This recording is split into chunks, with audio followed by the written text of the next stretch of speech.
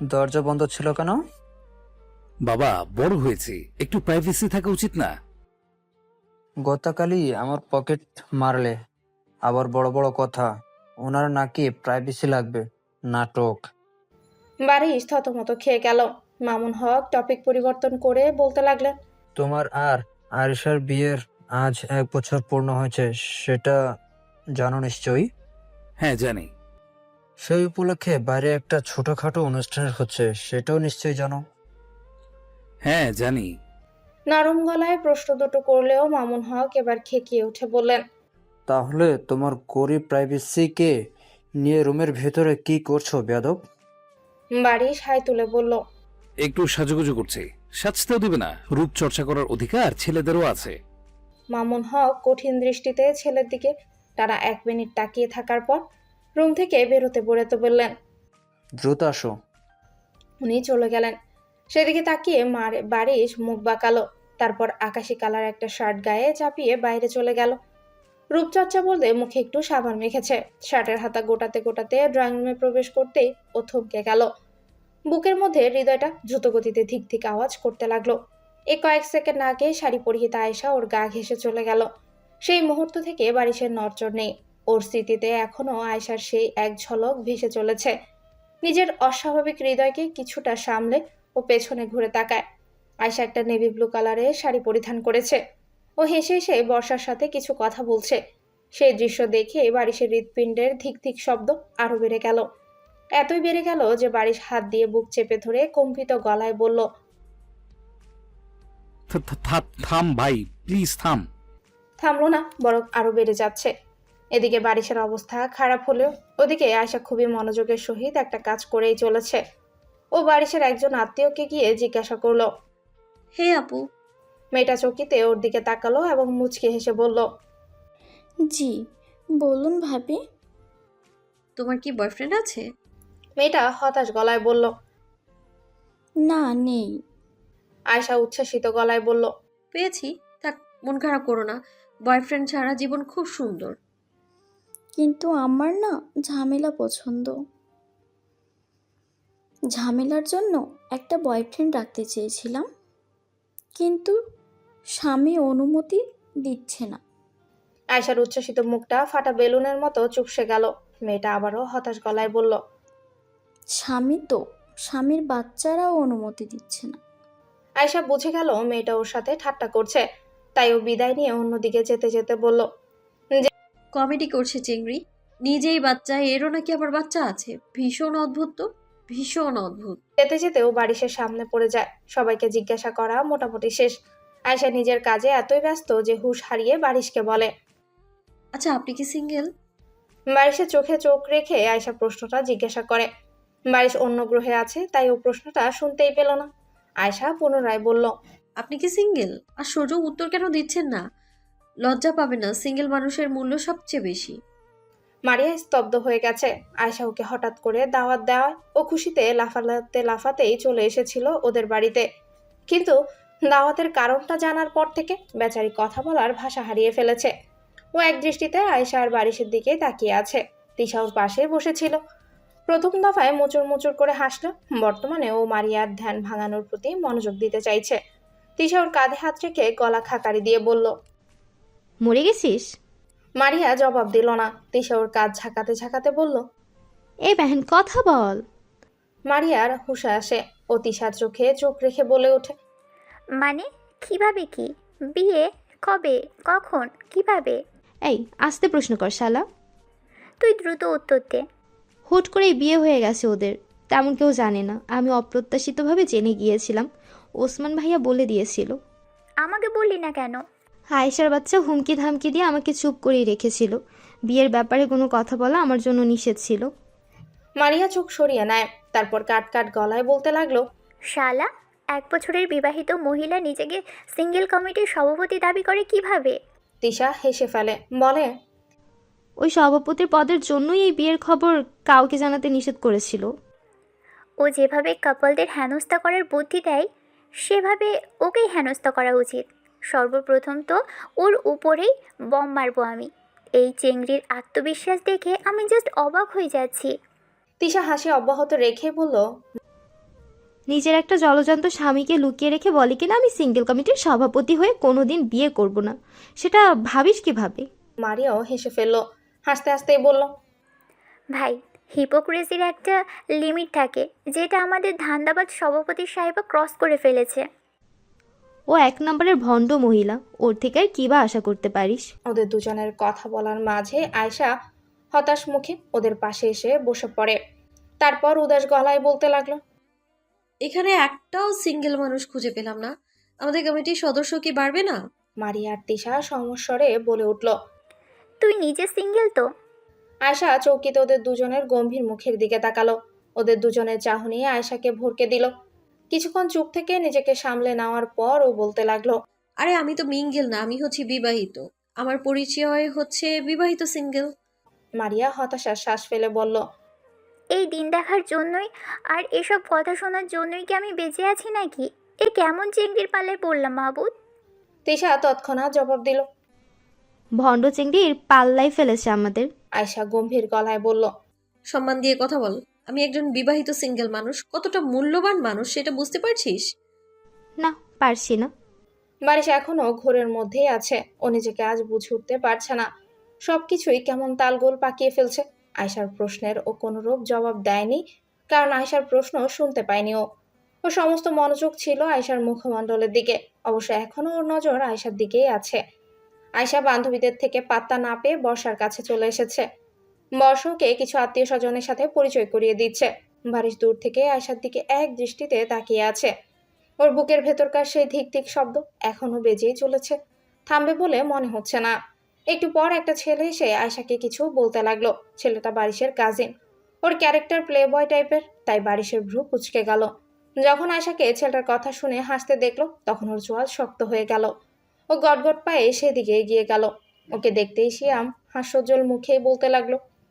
বারিশ কাটকাট গলায় বলল, গাধা যে। সিয়াম থতমত খেয়ে গেল।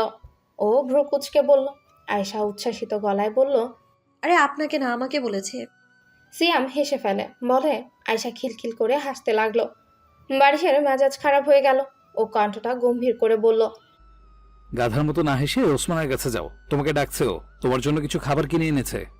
আয়শাকে আর পাইকে ও 1 সেকেন্ডের মধ্যে উধাও হয়ে গেল। এদিকে সিয়ামের দিকে তাকিয়ে বারিশ হাসলো।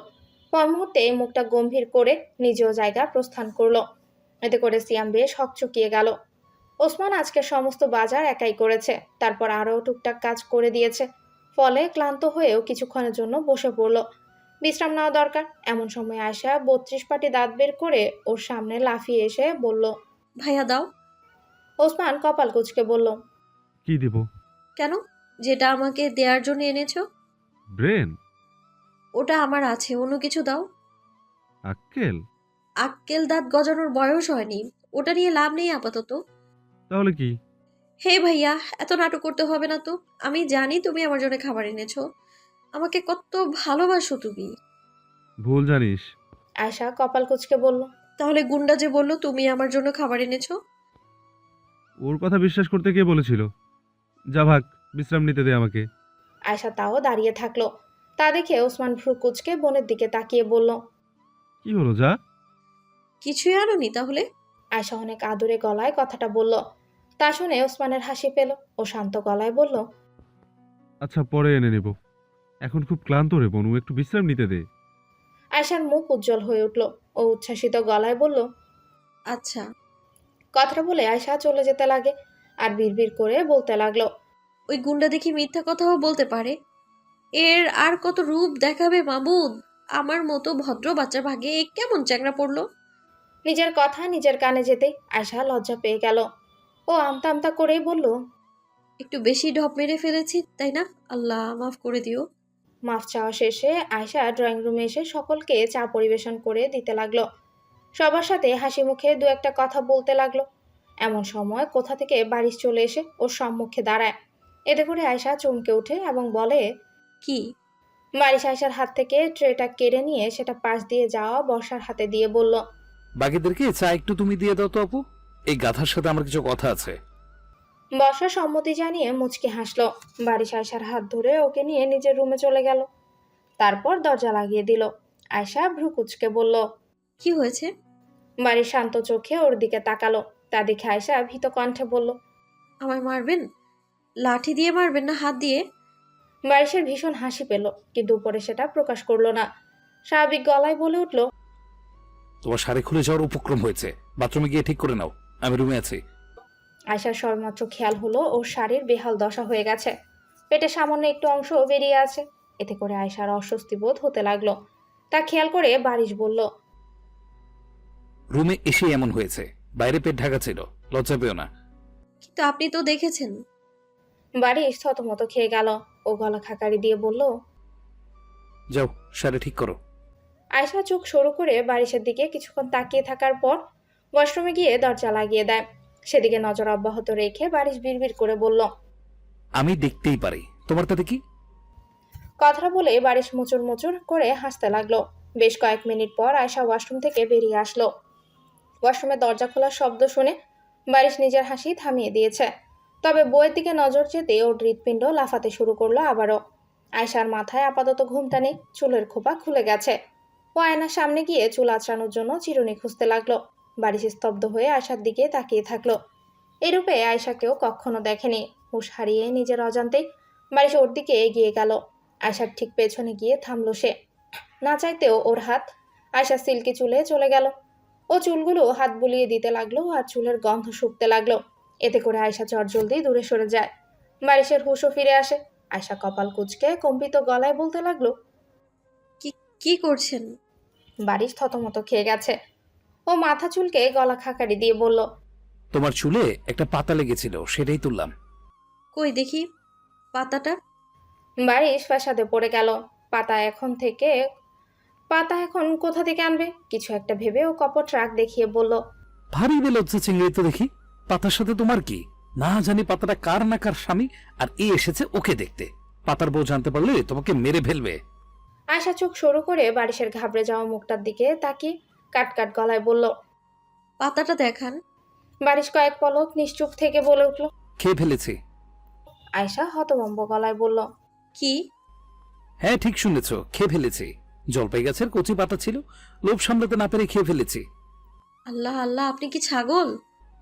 সবাই তো বলে মানুষ, এখন কি যে। হুট করে পড়াশোনার চাপ আর ঘোরাঘুরি করার দরুন তিশা আর ওসমানকে জব্দ করার আইডিয়াটা এখনো বাস্তবায়ন হয়নি। তার চেয়েও বড় কথা, এত বড় একটা বিষয় তিশার মাথা থেকে বেরিয়ে গিয়েছিল। আজকে ওসমানকে দেখতে ওর সমস্ত কিছু মনে পড়ে গেছে। ওসমানকে জব্দ করার জন্য তিশা কয়েক মাস আগে একটা ফেক অ্যাকাউন্ট খুলেছিল। সেখানে এই সমস্ত ইনফরমেশন দিয়েছ, যেন সেটা ফেক আইডি বলে মনে না হয়। অতিরিক্ত সুরক্ষা হিসেবে আইডি লকও করে রেখেছে। কিন্তু আসল কাজে এখনো করাই হয়নি, আর সেটা হচ্ছে ওসমানকে জব্দ করা। মারিয়া আয়েশার সাথে আবারও বিবাহিত হয়ে সিঙ্গেল কমিটি থাকার জন্য ঝগড়া শুরু করে দিয়েছে। তিশা ওদের দুজনের থেকে খানিকটা দূরে এসে বসে পড়ে। তারপর নিজের ফেক আইডি লগ ইন করে। ওসমানের প্রোফাইল পিকচারে ও কমেন্ট করে।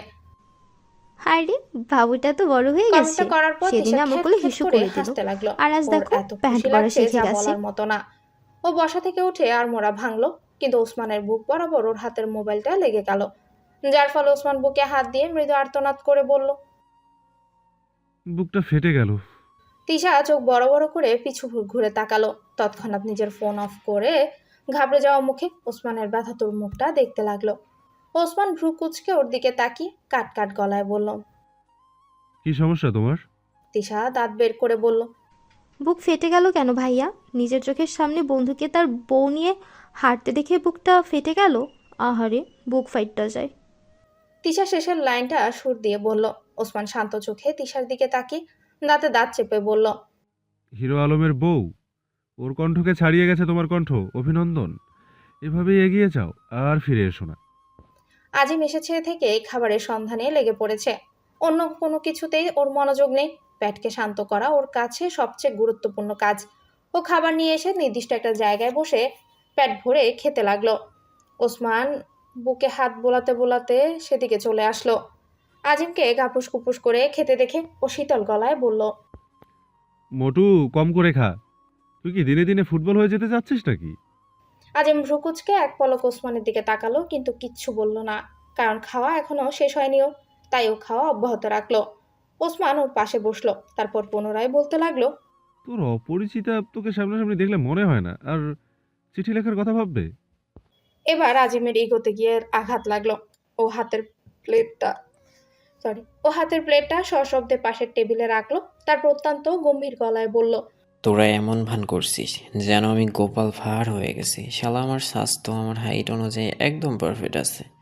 ওসমান হেসে ফেলল। একটু পর হাসি থামিয়ে ও বলতে লাগলো, জানি সেটা, তবুও তোকে মোটু বলতে যা ভালো লাগে না। মোটু বলতেই পারিস, আমি মাইন্ড করব না, কিন্তু আমার অপরিচিতাকে তুলে কিছু বলবে না। বাবা, ভালোবেসে ফেলেছিস নাকি? আজিম থতমত খেয়ে গেল। ও আমতা আমতা করে বলল, মোটেও না, আমি ভালোবাসার মতো কাজ নেই, আমি তো শুধু। ওসমান ওর কথা টেনে নিয়ে বলতে লাগলো, নাতি নাতনির জন্য গল্প রেডি করে রাখছিস, তাই তো? হ্যাঁ একদম। কথাটা বলে আজিম পুনরায় প্লেটটা হাতে নিয়ে গপাগপ খেতে লাগলো। তা দেখে ওসমান হেসে ফেলল, কিন্তু বেশি জোরে হাসতে পারলো না, কারণ ওর বুকে ব্যথা পাচ্ছে। তার চোখে খেয়াল করে আজিম ভ্রু কুঁচকে বলে, নিজে অবিবাহিত থেকে ছোট বোনের বিয়ের 1 বছর পূর্ণ হওয়া দেখে বুকে ব্যথা করছে। না। তাহলে বন্ধুকে তার বউয়ের সাথে দেখে তোর বুকটা ফাইটটা যাচ্ছে। ওসমান কপাল কুঁচকে আজিমের মুখের দিকে তাকিয়ে বলতে লাগলো, আশ্চর্য, আজকে কি সবাই মমতাজ আপার গানের পেছনে লেগেছে নাকি? কেন রে, আর কে লেগেছে? আছে একজন। আজিম ভ্রু নাচিয়ে দাঁত কেলাতে কেলাতে বলে, ব্রো সামথিং সামথিং নাকি? চুপ থাক ভোটকা। এখন তো চুপ থাকতেই বলবি, আসল জায়গায় হাত দিয়েছি বলে কথা। তোর অপরিচিতা তোকে পাত্তা দেবে না। আজিমের কৌতুকময় মুখটা ফাটা বেলুনের মতো চুপসে গেল। ও মিনমিনে গলায় বলতে লাগলো, মানুষকে এইভাবে কষ্ট দিবেন না, আপনার কপালে বোঝ উঠবে না। শকুনের দোয়ায় গরু মরে না। ওহো, আজ তাহলে স্বীকার করলি তুই একটা গরু। তুই শকুন হলে আমিও গরু। অবস্থা বেগতিক দেখে আজিম টপিক পরিবর্তন করে বলল, বললি বললি না তো বুকে ব্যথা কেন? আর বলিস না, আমার গাধা বোনের আরেকটা গাধা বান্ধবী আছে, সেটাই আমার বুকে মোবাইল দিয়ে গুঁতো মেরেছে। আজিম দাঁত কেলিয়ে বলল, কেন রে, কি এমন করেছিস যে গুঁতো মারলো? কিছু চলে নাকি? ওসমান অত্যন্ত শান্ত গলায় বলতে লাগলো, শালা ভোটকা, এক চরে তোর দাঁত ফালাই দিব। এত শান্ত গলায় এমন ভয়ঙ্কর কথা বলতে প্রথমেই তোকে দেখলাম। ধন্যবাদ, প্রশংসা করে এভাবে লজ্জায় না ফেলার অনুরোধ রইল। আজিম হেসে ফেলল। হাসতে হাসতে ও খেতে লাগলো। এমন সময় বারিশ ওদের পাশে এসে বসলো। ওকে দেখতে কয়েকটা কটু কথা শোনার জন্য আজিম নিজেকে প্রস্তুত করতে লাগলো। বারিশ নিশ্চয়ই খাওয়া নিয়ে ওকে খোঁটা দিবে, কিন্তু ওর সমস্ত কল্পনা জল্পনাকে মিথ্যে প্রমাণ করে দিয়ে বারিশ কিছুই বলল না। তাই ও বারিশকে টোকা দিয়ে বলল, কি ব্যাপার? বারিশ শান্ত গলায় বলল, কি? কিছু বললি না যে? কি বললো? এই যে আমি খাচ্ছি। তো কি খাবি না? মানুষ যদি না খায় তো কারা খাবে? আমি তো বলছি তুই আরেক প্লেট বিরিয়ানি নিয়ে আয়, বড্ড শুকিয়ে গেছিস রে। আজিমের চোখ কপালে উঠে গেল। ও চৌকিতে ওসমানের দিকে তাকালো। ওসমানও একটু চমকে গেছে অবশ্য। আজিম বারিশকে উদ্দেশ্য করে বলল, তুই ঠিক আছিস ভাই? বারিশ ভ্রু কুঁচকে বলল, একদম, কিন্তু তোকে ঠিক লাগছে না। কম কম খাস নাকি ইদানিং? ওসমান, ওকে আরো 2 প্লেট বিরিয়ানি দে তো। আজিম তরাক থেকে বসা থেকে উঠে এবং প্লেটটা টেবিলের উপর রেখে হাত ধুয়ে নেয়। তারপর বারিশের কপালে হাত রেখে চিন্তিত গলায় বলে, তাপমাত্রা তো স্বাভাবিকই লাগছে, জ্বরও তো আসেনি, মাথাতেও কোনো ব্যান্ডেজ দেখছি না, তাহলে সমস্যাটা কোথায়? বারিশ কপাল কুঁচকে বলে, কি সমস্যা থাকবে? তুই এত ভালো ভালো কথা বলছিস কেন? আগে খুব খারাপ ব্যবহার করতাম, করে থাকলে মাফ করে দিস ভাই। মাথা গরম তো, তাই হয়তো খারাপ ব্যবহার করে ফেলেছি। আজিম বিস্ফোরিত চোখে ওসমানের দিকে তাকিয়ে বলতে লাগলো, ভাই একে ঠিক কর, নয়তো আমার শ্বাস টান উঠে যাবে। আমি শিওর একে তোদের বাড়ির পিছনের কবরস্থানে কোনো জিন আসর করেছে। আয়শা চুপচাপ বসে আছে। সিঙ্গেল মানুষ খুঁজে না পাওয়ায় বেচারি খুবই হতাশ।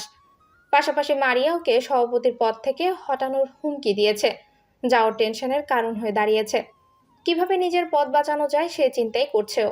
বারিশ আজিমের অদ্ভুত কথা থেকে বাঁচার জন্য ওই জায়গা থেকে উঠে এসেছে। ওর ভ্রুটা কুঁচকে আছে। হঠাৎই সামনে বসে থাকা নিজের বইয়ের দিকে চোখ যেতেই ওর ভ্রু কুঁচকে এলো। তবে বুকটা আবারও ধিক ধিক আওয়াজ করতে লাগলো। ও আয়েশার কাছাকাছি থাকতেই চাইছে, কিন্তু বারবার কেউ না কেউ ওকে বাধা দিতেই চলেছে। এবার তাই গলা খাকারি দিয়ে নিজেকে সামলে ও বইয়ের দিকে এগিয়ে যেতে লাগলো। এমন সময় ওর এক আন্টি ওর সামনে চলে আসে। তা দেখে বারিশ মনে মনে বিরক্তিতে চ উচ্চারণ করে বলে, এই মহিলা নিজের স্বামীকে নির্যাতন করার পাশাপাশি এখন আমাকেও আমার বউয়ের কাছ থেকে দূরে রাখতে চাচ্ছে। আল্লাহ, তুমি এই মহিলার বিচার করো। বারিশ মনে মনে যা ইচ্ছে তাই বলতে লাগলো। আর এদিকে মহিলাটা বলতে লাগলেন, কি রে, তুমি কোথায় কোথায় ঘুরে বেড়াও? আপনাকে কেন বলবো? নাও বলো নাই, আমার তাতে কি? সেটাই, এখন দূরে যান তো। আপনার এমন হাতির মতো চেহারা দেখলে আমার ভয় লাগে, আর কণ্ঠ শুনলে তো কন ফেটে যায়। শেষের কথাটা বারিশ বিড়বিড় করে বললেও মহিলাটা শুনতে পেল না।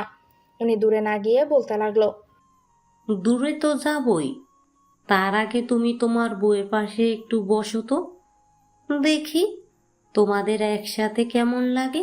বারিশের বিরক্তি চলে গেল। ও মহিলার দিকে চোখেতে তাকালো। হঠাৎ করে ওর মনে হলো মহিলাটা দেখতে খুবই সুন্দর, আর উনি কত সুন্দর করে কথা বলেন। মনে হয় যেন কোনো কোকিল সুরেলা গলায় গান গাইছে। মহিলা বারিশকে টেনে আয়শার পাশে নিয়ে গিয়ে বসালেন। আয়শা হকচকিয়ে গেল। ও চটজলদি বারিশের থেকে একটু দূরে সরে বসলো, কিন্তু বারিশ অত্যন্ত স্বাভাবিকভাবে বইয়ের কাছ ঘেঁষে বসলো। আয়শা এতে করে ভীষণ অস্বস্তি বোধ করতে লাগলো। ও ধীরে ধীরে বারিশের থেকে দূরে সরে বসতে লাগলো। তা দেখে মহিলা ভ্রুকুচকে বলেন, এত দূরে দূরে বসে আছো কেন? কাছাকাছি বসো। কথাটা বলে উনি ওদের দুজনকে আবার কাছাকাছি বসালেন। বারিশ মুগ্ধ হয়ে মহিলার দিকে তাকিয়ে মনে মনে বলল, আল্লাহ, দুনিয়ায় এত ভালো মানুষও রেখেছো তুমি। আমি নিশ্চিত এই মহিলার স্বামীই খারাপ, তাই তো এত মিষ্টি মহিলা স্বামীকে কথা শোনাতে নির্যাতন করতে বাধ্য হয়। আমি ভাবতেই পারছি না এত ভালো একটা মানুষ আমাদের বাড়িতে এসেছে। বারিশ মনে মনে অসংখ্য প্রশংসা করলো। মহিলা বেশ কিছুক্ষণ ওদের দুজনকে দেখার পর বললেন, এভাবেই থাকো, সুন্দর লাগছে তোমাদের। কথাটা বলে উনি চলে গেলেন। এদিকে আয়েশা সরতে সরতে এতই সরেছে যে সোফার কিনারায় পৌঁছে গেছে। আর সরার উপায় নেই। বারিশ তো ওর কাজ ঘেঁষেই বসে আছে, একটু দূরে যাচ্ছে না। আয়েশা হাঁসফাঁস করতে লাগলো। বারিশ অবশ্য মুচুর মুচুর করে হাসছে। এমন সময় বীর ছুটতে ছুটতে ওদের কাছে চলে আসে। তারপর দাঁত কেলিয়ে বলে, সুন্দরী, তোমাকে বউ বউ লাগছে। বারিশ মুখ ভেঙচি কেটে বিড়বিড় করে বলল। আমার বউ লাগছে। বীর গুটি গুটি পায়ে জোরপূর্বক ওদের দুজনের মাঝখানে বসে পড়ে। এতে করে আয়শা স্বস্তি বোধ করলেও বারিশের ভ্রু কুঁচকে গেল। ও এক হাতে বীরকে তুলে নিজের বিপরীত পাশে বসিয়ে বলে, মামু, এটা তোমার বউ না। পরনারীর সাথে বসলে তোমার আসল বউ আবারও তোমার শূন্যতে খাতনা করিয়ে দেবে। আজিম তবদা খেয়ে বসে আছে। বারিশ তখন সত্যি সত্যি ওর জন্য 2 প্লেট বিরিয়ানি পাঠিয়েছিল। এত ভালোবাসা আসলে ওর সহ্য হচ্ছে না। এসব ভাবতে ভাবতে আজিম একদিকে যাচ্ছিল। সে সময় বারিশের সাথে ওর দেখা হয়ে গেল। ওকে দেখতেই বারিশ শান্ত গলায় বলল, তখন যে বিরিয়ানি পাঠালাম খেয়েছিস? আজিম মিনমিনে গলায় বলল। সত্যি করে বলতো ভাই, তোর কি হয়েছে? বারিশ উচ্ছ্বাসিত গলায় বলল, আহ, তুই আমাকে নিয়ে এত ভাবিস? তোর মতো ভালো মানুষ যেন সবাই বন্ধু হিসেবে পায়। আজ শুধু ভালো মানুষের সাথেই দেখা হচ্ছে। আজিম আঙ্গুল উঁচিয়ে বলতে লাগলো, এ এ এ এ ভাই, এটা কিন্তু একদম ঠিক না। তুই উল্টাপাল্টা কিছু খেয়েছিস কি না বল? আমি কিচ্ছু খাইনি, কিন্তু তোর মুখটা এত শুকনো লাগছে কেন? আরো বিরিয়ানি খাবি? তোর বিরিয়ানি খাওয়ার চক্করে আমি এবার সত্যি সত্যিই ভোটকা হয়ে যাব। কে বলেছে ভোটকা? তোর বডি ফিটনেস একদম পারফেক্ট। এবার কিন্তু কেঁদে ফেলবো বলে দিলাম। তুই দয়া করে আমার সামনে থেকে বিদায় হওয়া। খারাপ লাগছে? বিশ্রাম নিবি? চল আমার রুমে রেখে আসি। আজিম চেঁচিয়ে উঠে বলে। যা ভাগ তুই। কপাল কুঁচকে বারিশ ওকে পাশ কাটিয়ে যেতে ধরে। কিছু একটা বলার জন্য আবারও ফিরে আসতে ধরলে আজিম চোখ রাঙিয়ে বলে, ভাগ, কোনো কথা বলবি না। বারিশ চিন্তিত মুখে জায়গা প্রস্থান করলো। এদিকে আজিমের মাথা পাকগাউল হয়ে যাওয়ার উপক্রম। ও এসব হজম করতে পারছে না। হুট করে পিছু ঘুরতেই কারোর সাথে ওর ধাক্কা লাগে। ভালোভাবে তাকাতেই দেখলো মেঝেতে একটা অর্ধ খাওয়া আপেল পড়ে আছে। সম্ভবত ওর ধাক্কা লেগেই পড়েছে। আজিম সরি বলার জন্য সামনে তাকাতেই দেখলো মারিয়া রাগে ফুঁসছে। তা দেখে আজিমের কপাল কুঁচকে গেল। ও মনে মনে বলল, ইয়া মাবুদ, দুনিয়ার কি মানুষের এতই অভাব? সব ধাক্কা কেন আমার মারিয়া খেকিয়ে উঠে বলল, সব সব ধাক্কা কেন আমার সাথে লাগে আপনার? মারিয়া ভ্রু কুঁচকে বলল। কিছুক্ষণ পরও বলতে লাগলো, অত ছাতার মাথা বুঝি না। আপনি শুধু বলুন, আমার সাথে আপনার কিসের শত্রুতা? প্রথম বই আর এখন আপেল, কি চান বলুন তো? দূরবে, সেটা তো আমিও বুঝতে পারছি না। বুঝবেন কিভাবে? আপনার মাথায় কিছু আছে নাকি? থাকার মধ্যে তো শুধু একটা পেট আছে, ভোটকা কোথাকার। আজিমের চোখ ঝলমল করে উঠল। ও উচ্ছ্বাসিত গলায় বলে ওঠে। উফ, আপনার মুখে এইসব শুনে কি যে লাগছে! আপনি এতক্ষণ কোথায় ছিলেন? মারিয়া হতভম্ব গলায় বলল। মানে? ভাবতে পারবেন না, বারিশ আমাকে সুদর্শন যুবক বলেছিল। এত বড় মিথ্যা কথা শুনতে তো আমি মরেই যেতে ধরেছিলাম। হুম, আপনি ভোটকা বলে একটু শান্তি দিলেন। পাগল নাকি? সম্ভবত আম্মু ভালো বলতে পারে, আমি শিওর না। সারাদিনের ক্লান্তিময় দিন শেষে ওসমান নিজের রুমে ফিরে আসলো। প্রথমেই বেশ সময় নিয়ে গোসল করলো। এশার নামাজ জামাতের সাথে আদায় করেছো, তাই কিছুক্ষণ পড়াশোনা করলো। তারপর আড়মোড়া ভেঙে বিছানায় গিয়ে শুয়ে পড়লো। অনেক চেষ্টা করেও চোখে ঘুম না আসায় ও ফোনটা হাতে নেয়। ফেসবুকে লগ ইন করার সাথে সাথে নিজের প্রোফাইল পিকচার সামনে চলে আসলো। সেই পোস্টের একটা কমেন্ট ওর চোখ আটকে গেল। তিশার সেই পাগলা মার্কা কমেন্ট। কমেন্টটা দেখার সাথে সাথে ওসমানের ভ্রু কুঁচকে গেল, পাশাপাশি ওর ভীষণ লজ্জাও লাগতে লাগলো। আইডির নাম হাসিনা খাতুন। ওসমান এই নামের কাউকে চেনে বলে মনে পড়ছে না। ওর চিন্তার মাঝেই তিশার সেই কমেন্টটায় একটা মেয়ে রিপ্লাই দিল। আপনি কি ওসমানকে চিনেন? এমন বাজে কথা বলছেন কেন? সাথে সাথে হাসিনা খাতুন আইডি থেকে রিপ্লাই এলো। এমন ভালো বলছো, জানো তুমি কি খুব চেনো। ওসমান যখন ন্যাংটা ঘুরে বেড়ায় তখন থেকে আমি ওকে চিনি। ওসমানের লজ্জায় অবস্থা খারাপ হয়ে যাচ্ছে। হুট করে কোন উটকো ঝামেলায় পড়লো কিছুই বুঝতে পারছে না। এখন ওর কি করা উচিত। বেচারা থম মেরে কিছুক্ষণ বসে থাকলো।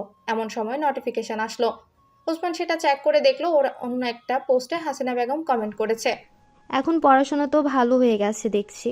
ছোট থাকতে ক ঠিকমতো বলতে না পারায় সানিয়ার হাতে মার খেয়ে নাকি সর্দি খেয়ে ফেলতে। ওসমানের চোখ মুখ বিকৃত হয়ে গেল, পাশাপাশি লজ্জা তো লাগছে। বেচারা পড়ে গেছে মহাফেসাদে। ও কি কমেন্ট ডিলিট করে দিবে? কিন্তু যদি কোনো নিকট আত্মীয় হয়ে থাকে, মন খারাপ যদি করে, তাহলে কি হবে? এসব ভাবতে ভাবতেই ওসমান কিন্তু কোনো কুল কিনারা খুঁজে পাচ্ছে না। তখনই হাসিনা খাতুনের সেই কমেন্টে অনেকগুলো হাহা রিয়েক্ট পড়লো। না, এবার ওসমানের লজ্জায় মাটিতে সাথে মিশে যেতে ইচ্ছে করছে। ও তড়াক করে বিছানা থেকে নেমে মায়ের রুমে গেল। সানিয়া শেখ বিছানা গুছিয়ে শোয়ার প্রস্তুতি নিচ্ছেন। হাসান শেখ অবশ্য চোখে চশমা লাগিয়ে বই পড়ছেন। ওসমান দরজার সামনে গিয়ে দাঁড়ায়। বাবা মায়ের রুমে নক না করে ঢোকা অভদ্রতা, তাই ও কনারে এনে বলতে লাগলো। আম্মু আসবো? সানিয়া শেখ জবাব দিলেন। অবশ্যই আসো। ওসমান রুমে প্রবেশ করলো। হাসান শেখ বই থেকে মনোযোগ সরিয়ে ছেলের দিকে তাকান। সানিয়া শেখ বলতে লাগলো। কিছু দরকার ছিল বাবা? আম্মু একটা প্রশ্ন ছিল। বলো। হাসিনা নামে কি আমাদের কোনো আত্মীয় আছে? সানিয়া শেখ কয়েক সেকেন্ড চুপ থেকে বলেন। অবশ্যই আছে, একদম নিকট আত্মীয় বলতে পারো, তবে। ওসমান তৎক্ষণাৎ জবাব দিল। বুঝেছি আম্মু। কথাটা বলে ওসমান রুম থেকে বেরিয়ে গেল। ওদিকে সানিয়া শেখ নিজের অসমাপ্ত কথা বলতে লাগলেন। তবে অনেক ডাইনি। হাসু আপা তো এখন পলাতক রয়েছে নিজের পাতানো প্রেমিকের বাড়ি। হাসান শেখ কাট কাট গলায় বললেন। এ তো অভিনয় করতে জানো তুমি। কেন, কি করলাম? ছেলেটা তো ভাবলো আমাদের ওই নামের আত্মীয় আছে। তো হাসু আপা কি আমাদের আত্মীয় না? ও হচ্ছে আমাদের দেশের ডাইনি বাহার। ডাইনি বাহার? গুলবাহার তো আর বলতে পারি না, তাই ডাইনি বাহার বললাম। নাটক। কিন্তু ছেলেটা যে ভুল বুঝলো। ওকে সম্পূর্ণ কথা না শুনে কে যেতে বলেছিল? ওসমান সোজা রুমে এসে দরজা বন্ধ করে দিল। কিন্তু একটা চিন্তা করে ও ফোনটা হাতে নিয়ে হাসিনা খাতুন আইডির ইনবক্সে গিয়ে সালাম দিল। কিছু সময় অতিবাহিত হওয়ার পর সালামের জবাব এলো। ওসমান তৎক্ষণাৎ টাইপ করলো। আন্টি, আপনি আমার আত্মীয় তাই না? জি বাবা, আমার চোখের সামনে এখনো নেংটো ওসমানের প্রতিচ্ছবি ভাসছে। ওসমান লজ্জা পেয়ে গেল। একটু সময় পর ও টাইপ করতে লাগলো। আপনি কি দয়া করে এসব কথা বলা বন্ধ করবেন? অপর পাশ থেকে রিপ্লাইও এলো। কেন বাবা, লজ্জা পেলে বুঝি? না মানে অতীতের কথা বলে কোনো লাভ আছে? অতীত হচ্ছে জীবনের সোনালি দিন, সেসবের কথা আমি ভুলতে পারবো না রে বাবা। ওসমান সিন করলো, কিন্তু কোনো রিপ্লাই দিল না। কি রিপ্লাই দিবে সেটাও বুঝতেই পারছে না। অন্যদিকে হাসিনা খাতুন রূপী তিশা নিজের রুমে খ্যাট খ্যাট করে হেসেই চলেছে। অবশ্য শব্দ যেন বাইরে না যায়, সেজন্য মুখে বালিশ চাপা দিয়ে হাসছে। বেশ কিছুক্ষণ হাসার পর ও বলতে লাগলো। এসব দেখলেন কেমন মজা? আমাকে আপনি বারবার ফাঁসিয়েছেন, এবার আমার পালা। আবারও তিশার কিছুক্ষণ আগের ঘটনাগুলো মনে পড়ে গেল। ও হাসতে হাসতে বলল। আমাকে আন্টি বলছে। আল্লাহ, এ তো সত্যি দারুণ ফাঁসাতে পড়ে গেছি। ওর হাসির শব্দ এবার বাইরে চলে গেল। ওর পাশের রুমে তাহিয়া থাকে। ও হন্তদন্ত হয়ে বোনের রুমে প্রবেশ করে চিন্তিত গলায় বলল। আপু কি হয়েছে? তিশা হাসতেই থাকলো। ওর এত হাসি পাচ্ছে যে কথাই বলতে পারছে না। এতে করে তাহিয়া ভয় পেয়ে গেল। ও কম্পিত গলায় বলতে লাগলো,